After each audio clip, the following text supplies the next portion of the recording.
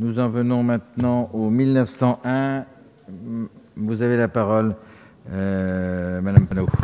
Merci, Monsieur le Président. La France, et je pense que c'est important de le rappeler, et quand on regarde son histoire, est une nation révolutionnaire dans laquelle, chaque fois qu'il le décide, le peuple se saisit de son pouvoir et de son destin pour réclamer les droits auxquels il aspire légitimement.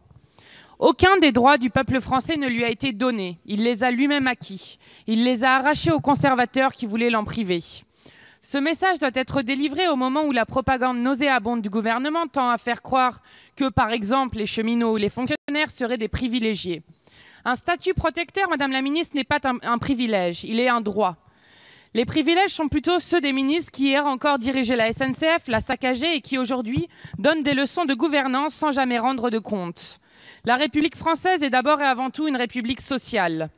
Notre sécurité sociale repose sur un principe fondamental.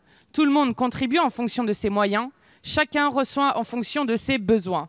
C'est l'héritage du Conseil national de la résistance, période d'union et de concorde nationale. C'est tout cet héritage que le gouvernement et sa majorité ont décidé de jeter aux orties en sapant les fondements, en organisant méthodiquement son détricotage. Alors que ce gouvernement a augmenté la CSG et imposé une cure d'austérité à la sécurité sociale, le gouvernement a multiplié les cadeaux fiscaux aux plus riches. Il l'a fait sur une base d'une idéologie dogmatique qui manifestement échoue une nouvelle fois. Votre gouvernement a beau jeu de se revendiquer de potentiels retours à l'équilibre quand il impose l'austérité.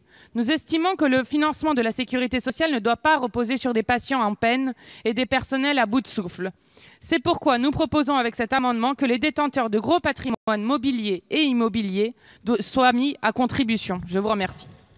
Merci. Donc